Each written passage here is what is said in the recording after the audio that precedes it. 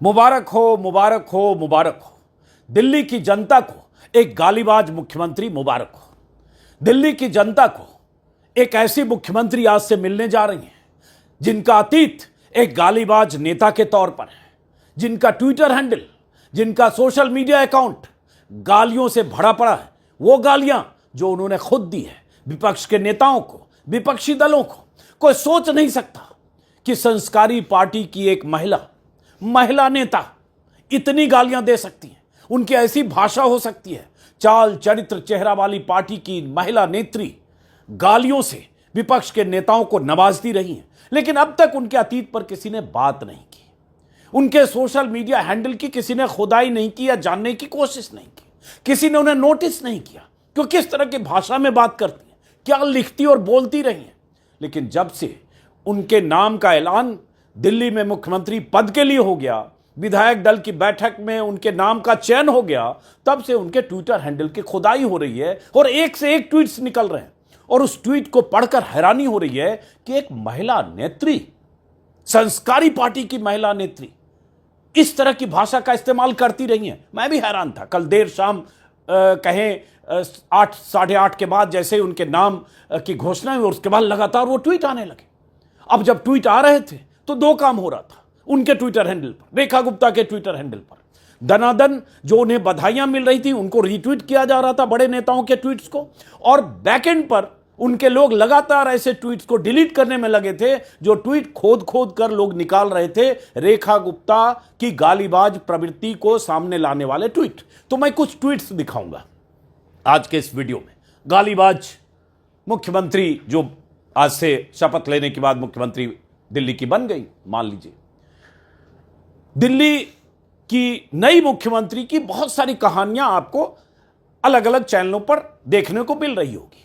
उनके track record, उनके अतीत, उनका बचपन, उनके परिवार के बारे में, उनके पति का इंटरव्यू, उनके बच्चों का इंटरव्यू, उनका संघर्ष, बहुत कुछ। कैसे चुनी गई, कैसे प्रवेश वर्मा को पीछे छोड़ दिया, कैसे मोदी जी और अमित शाह ने उनके नाम पर मोहर लगाई, तमाम तरह की जो काइट फ्लाइंग वाली स्टोरी भी आप देख रहे होंगे। लेकिन ये जो ट्वीट्स वाली कहानी है, जो उनके गालीबाज अतीत और गालीबाज प्रवृत्ति वाली कहानी है, जो उनकी संस्कारी सोच वाली कहानी है, वो शायद आपको कहीं ना दिखे। इसलिए यहां कुछ ट्वीट्स वहां लगे हैं, लेकिन इसको जरा बड़े स्क्रीन पर दिखाता हूं। और क्यों कहा कि बीजेपी में एक से एक नगीने भरे पड़े हैं। किसी का भी चयन होता तो उनका ट्रैक रिकॉर्ड मिलता, और दिल्ली में कपिल मिश्रा हो, चाहे प्रवेश वर्मा हो, चाहे रमेश बिधूरी हो, चाहे मनोज तिवारी हो, कंपटीशन है। लेकिन ये उन सब से कई कदम आगे हैं महिला होकर।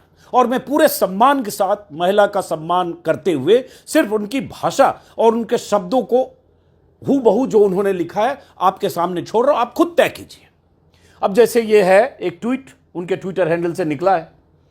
इनके बारे में थोड़े सियासी अतीत के बारे में बाद में बात करता हूं, क्योंकि यह ज्यादा इंपॉर्टेंट है, वो तो सब जगह हो ही रहा है। अब यह ऐसा ट्वीट है 5 अक्टूबर 2016 का, केजरीवाल के बारे में, जब केजरीवाल मुख्यमंत्री थे। मैं इसको पढ़ना भी नहीं चाहूंगा, पढ़ भी नहीं सकता। यह न सिर्फ अपमान है, बल्कि ऐसे ट्वीट्स पर इनके खिलाफ मुकदमा हो सकता था अगर केजरीवाल चाहते या कोई शख्स चाहता तो। क्योंकि हाल के दिनों में क्या हुआ है, डार्क कॉमेडी के नाम पर जो फुहरता और अश्लीलता परोसी जा रही थी, समय रैना या रणवीर इलाहाबादिया के शो में, जिस पर इतना बवाल हुआ, और नतीजा यह हुआ कि सुप्रीम कोर्ट में भी जब मामला गया, सुप्रीम कोर्ट से फटकार लगी समय रैना और रणवीर इलाहाबादिया को, और रणवीर इलाहाबादिया के लिए तमाम तरह की हिदायत सुप्रीम कोर्ट ने दी। लेकिन जरा दिल्ली की जो मुख्यमंत्री हैं, जब आप ये वीडियो देख रहे होंगे तब तक उनका शपथ शायद हो चुका हो, तो उनके ट्वीट को देखिए। केजरीवाल अपना जन्मदिन कभी नहीं मनाता। आगे की लाइन मैं नहीं पढ़ूंगा, क्योंकि ये लाइन पढ़ना एक मां का अपमान है, एक पूरे। अब मैं सिर्फ बड़ा करता हूं ताकि आप इसको पढ़कर आप खुद तय कीजिए। ये लिखा है इन्होंने, पढ़िए। मैं 10 सेकंड के लिए मौन रखता हूं ताकि 10 सेकंड में पढ़िए कि इन्होंने क्या लिखा है।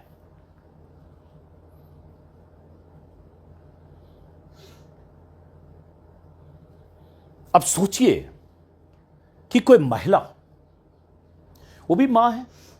तस्वीर मैंने देखी है जो ट्विटर और सोशल मीडिया पर, शायद उनको एक बेटा और एक बेटी है, और वो किसी विरोधी नेता के लिए, चूंकि दिल्ली में वो बीजेपी में थी और हैं, और केजरीवाल दिल्ली के मुख्यमंत्री थे, उनके लिए, उनकी मां के लिए इस तरह की भाषा का इस्तेमाल कर सकती है महिला होकर? शर्मनाक है, लानत है। और ये सारे ट्वीट अब धनाधन डिलीट हो रहे हैं। मैं पढ़ नहीं सकता। पढ़ के आप ठंडे दिमाग से सोचिएगा कि क्या शैली, एक से एक है। बहुत सारे ट्वीट्स हैं, बहुत सारे उनके बयान हैं, ऐसा बहुत सारा अभी निकलना बाकी है और बहुत सारा डिलीट हो रहा होगा। ये देखिए उन्हीं के ट्विटर हैंडल से।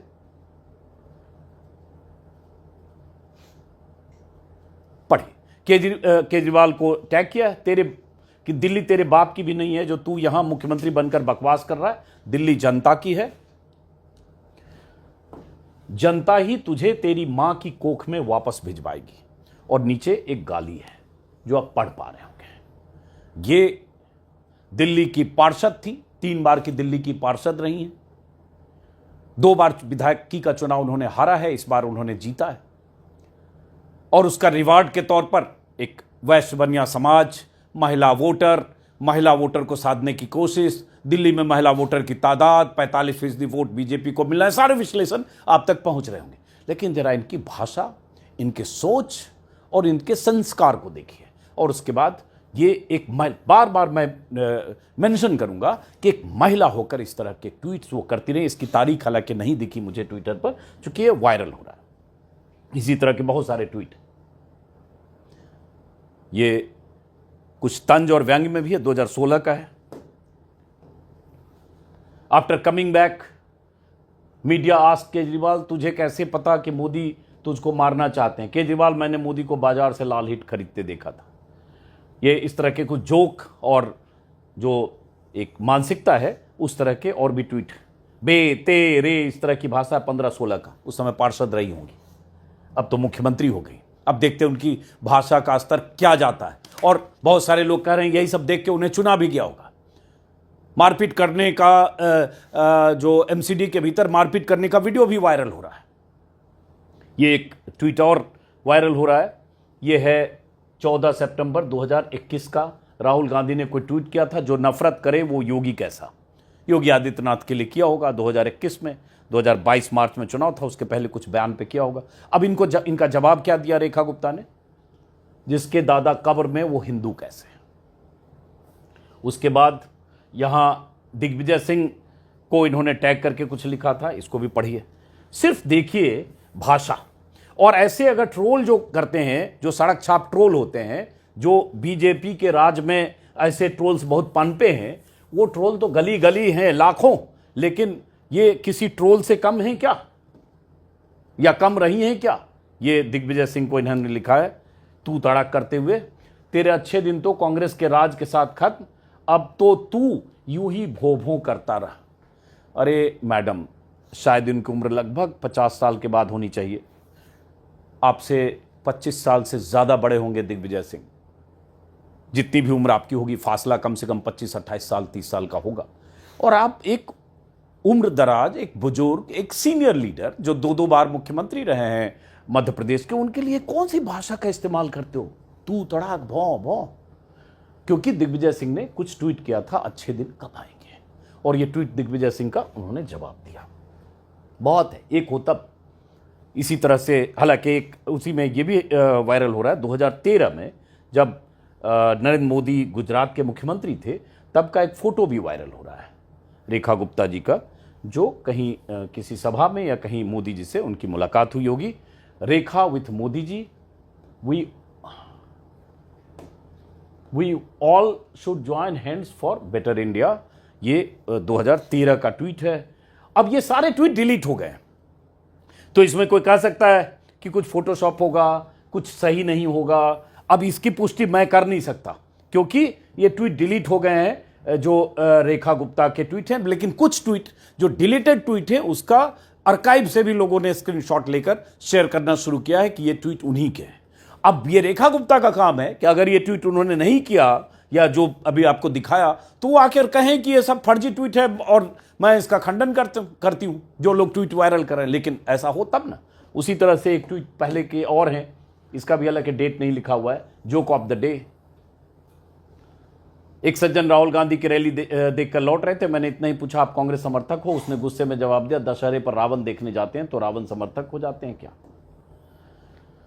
नफरत और भाषा का ये इजहार लगातार ये करती रही है। हर ट्वीट, मतलब अब कितने पढ़ूं मैं, 2017 का है, राहुल गांधी, केजरीवाल, विपक्ष के कोई और नेता, उनके बारे में रेखा गुप्ता इन्हीं शब्दों में अपनी प्रतिक्रिया देती रही हैं। ये वही जो पहले हमने कहा ट्वीट, उसी के जब प्रकाश जावड़ेकर ने बधाई दी, पार्टी चूजे के कार्यकर्ता नॉट फैमिली, कांग्रेस रेखा, तो लोगों ने वही ट्वीट के साथ प्रकाश जावड़ेकर को टैग किया। एक रेखा गुप्ता का एक और ट्वीट है, ये ट्वीट है इसका भी हालांकि 4 फरवरी 2019 को। अब इस ट्वीट की भाषा मैं चाहता हूं कि आप खुद पढ़िए। अब सोचिए, बार बार मैं कहूंगा कि महिला होकर यह ट्वीट किया गया है, एक महिला के लिए। ये देखिए, अब पढ़िए इसमें क्या लिखा है। Ravana sent his sister Shurpanakha to defeat Ram. Ravan ने शूर्पणखा को, अपनी बहन को, राम को हराने के लिए भेजा। Kansa sent his sister to kill Krishna. Hiranyakashyap sent his sister Holika to kill Prahlad. और अगली लाइन मैं नहीं पढ़ूंगा, पढ़िए।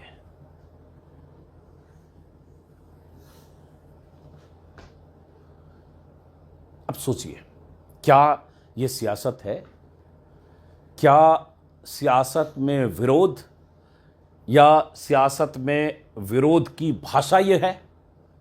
क्या अपने सियासी या राजनीतिक विरोधी के लिए आप ऐसे शब्दों का इस्तेमाल कर सकते हैं, महिला होकर भी, महिला का अपमान करते हुए भी? लेकिन वो तो रेखा गुप्ता है। बहुत तरह के ट्वीट के अलावा उनका एक वीडियो भी वायरल हो रहा है। ये वीडियो है एमसीडी का, कहा गया 2023 का वीडियो है, एमसीडी में मेयर के चुनाव के वक्त। ये रेखा गुप्ता है इसमें। ये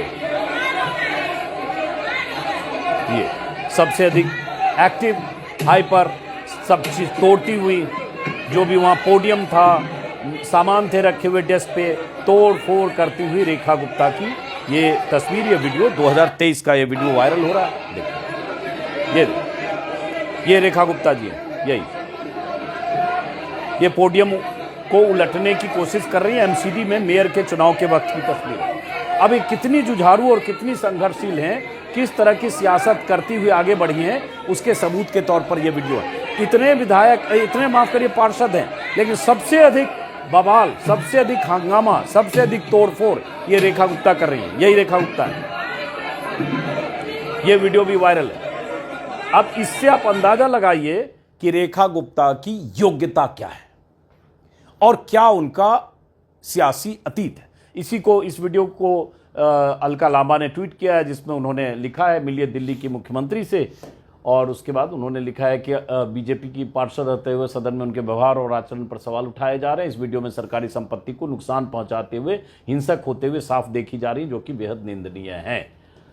अब इसमें यह भी है एक इंटरेस्टिंग चीज, पता नहीं वो पिक्चर हमारे सहयोगी ने बोर्ड पे लगाई है कि नहीं। अलका लांबा जो डूसू की प्रेसिडेंट थी जिस दौर में, शायद 95 था, तो एक ही बार उसी समय जो डूसू का चुनाव हुआ था उसमें अलका लांबा प्रेसिडेंट बनी थी और रेखा गुप्ता महासचिव चुनी गई थी। तो एक ही वक्त दोनों राजनीति में आई। अलका लांबा अभी चुनाव लड़ी थी आतिशी के खिलाफ, जो चुनाव हार गई। उसके पहले चांदनी चौक से एक बार आम आदमी पार्टी की विधायक रही है, लेकिन लंबे समय तक ज्यादातर कांग्रेस में रही, बीच में आम आदमी पार्टी में गई।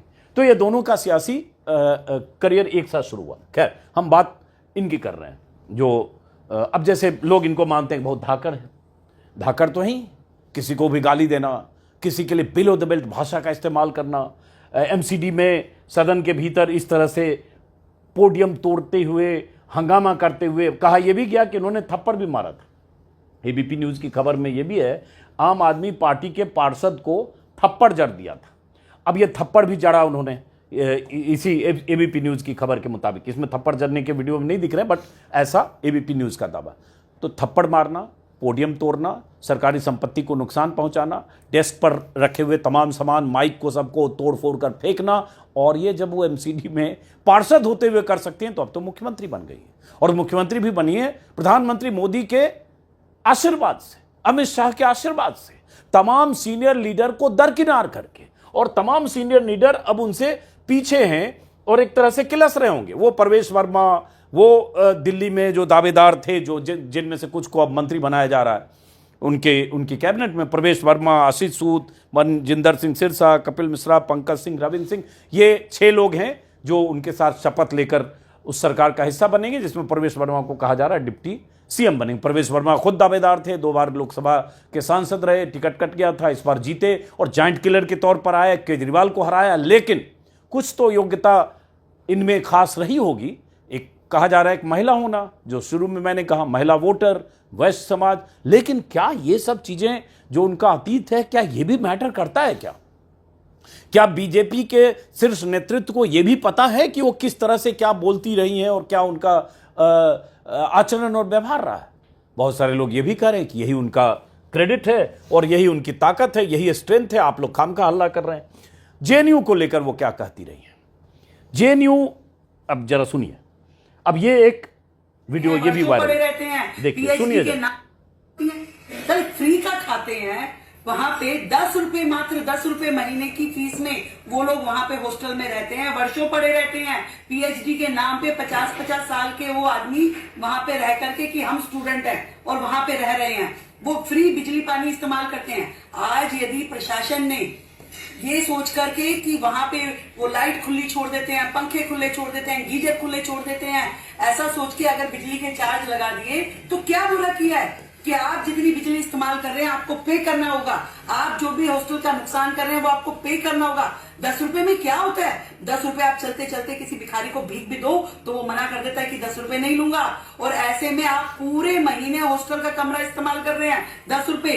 उसे यदि प्रशासन ने 300 रुपए महीना कर दिया, आप स्टूडेंट हैं, आप 300 रुपए अफोर्ड नहीं कर सकते। एक तरफ आप लाख रुपए का मोबाइल जेब में डाल के चलते हैं, 3000 रुपए की जीन्स पहनते हैं, 2000 रुपए की टी शर्ट पहनते हैं, दारू पीते हैं, सिगरेट पीते हैं, जूते पहनते हैं 8-8 हजार रुपए के। 300 रुपए अफोर्ड करने में दिक्कत है, उसके लिए संसद पे जाके प्रदर्शन करते हो, संसद का समय खराब करते हो, लोगों को मिसगाइड करते हो, देशद्रोही काम करते हो।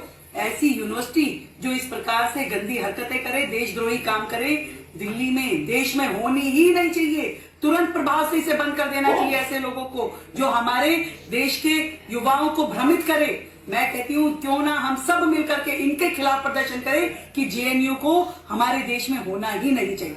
सुन लिया आपने? सर फ्री का खाते हैं वहां पे 10। जेएनयू को हमारे देश में होना ही नहीं चाहिए, ऐसी यूनिवर्सिटी को बंद कर देना चाहिए। ये इनकी राय है, रेखा गुप्ता जी की रही है जब जेएनयू को लेकर बवाल उठा था, और जेएनयू को ऐसे भी देशद्रोहियों की यूनिवर्सिटी कहकर जेएनयू को एक खांचे में फिट करने की कोशिश हुई थी। तो वही मानसिकता, लेकिन एक एक्सट्रीम मानसिकता कि जेएनयू को बंद कर देना चाहिए। अब ये सब तब हुआ जब कल उनका चयन हुआ। प्रवेश वर्मा और जो केंद्रीय पर्यवेक्षक थे उनकी मौजूदगी में ये सचदेवा साहब जो दिल्ली बीजेपी के अध्यक्ष हैं मिठाई खिला रहे थे, रविशंकर प्रसाद और प्रवेश वर्मा। वैसे उनके दिल पर क्या गुजर, ये पांडा साहब हैं, क्या गुजर रही होगी उसकी कल्पना की जा सकती है। लेकिन बहरहाल सुप्रिया श्रीनेत जो कांग्रेस की नेता है, उन्होंने लिखा है कि दिल्ली की नई मुख्यमंत्री के पुराने ट्वीट्स पर जिनको आक्रोश है वो किस दुनिया में रहते हैं। बीजेपी के बाकी मुख्यमंत्रियों, दर्जनों केंद्रीय मंत्री और अधिकांश सांसदों का वजूद ही नफरती सोच और जहरीली भाषा है। सरकार के मंत्री टोल क्यों बनने को मजबूर हैं, सोचा है कभी? क्योंकि यही आगे बढ़ने की सबसे सरल सीढ़ी है। जिस पार्टी का सबसे बड़ा नेता मंच से मुजरा शब्द बोलता हो, उनके मुख्यमंत्री से आप कौन सी उम्मीद लगा बैठे हैं। खैर, ये सुप्रिया श्रीनेत ने कहा। अब वापस लौटते हैं उसी पहले स्क्रीन पर। हो सकता है उन्हें मुख्यमंत्री बनने के बाद, मुख्यमंत्री की कुर्सी मिलने के बाद इस तरह की भाषा वो इस्तेमाल ना करें, लेकिन अगर किसी की सोच ऐसी है, किसी के भीतर नफरत, आक्रोश और गालीबाज प्रवृत्ति है, तो प्रवृत्ति खत्म नहीं होती है। और इनकी ये प्रवृत्ति, ये भाषा जो बार बार मैंने कहा, और अगर इनका सियासत में इनका योगदान तो सिर्फ 2 बार हारी हैं विधानसभा का चुनाव, सिर्फ 1 बार जीती है, लेकिन हाँ 3 बार पार्षद रही, वो भी एक लंबा चौड़ा इतिहास है। लेकिन उस पर इसलिए नहीं जाना चाहता हूं कि हर चैनल लगातार वो दिखाई रहा जैसा शुरू में कहा। लेकिन क्या ये कोई क्राइटेरिया होता है? क्या ये कोई क्राइटेरिया होना चाहिए? क्या आपका सियासी ट्रैक रिकॉर्ड, आपकी शैली, आपके संस्कार और उस पार्टी के लिए जो पार्टी खुद को संस्कारी पार्टी कहती है। लेकिन नहीं, उस पार्टी में ऐसे नेता भी हैं, रमेश बिधूरी जैसे, जिन्हें लोकसभा में टिकट नहीं मिला, इस बार फिर टिकट मिला, जो संसद में, भरी संसद में एक सांसद को, भरी संसद में कठमुल्ला, आतंकवादी और न जाने क्या क्या कह चुके हैं, धमकी दे चुके हैं रमेश बिधूरी। प्रवेश वर्मा की जुबान का क्या कहना, उनकी भी बहुत सारी उनके वीडियो बयान वायरल है। कपिल मिश्रा, वो भी उसी कैटेगरी के हैं। तो ऐसे, ये तो दिल्ली की बात है। अगर केंद्रीय स्तर पर भी बात करेंगे तो बीजेपी में ऐसे नेताओं की कमी नहीं है। और तभी केजरीवाल कहा करते थे गालीबाज पार्टी।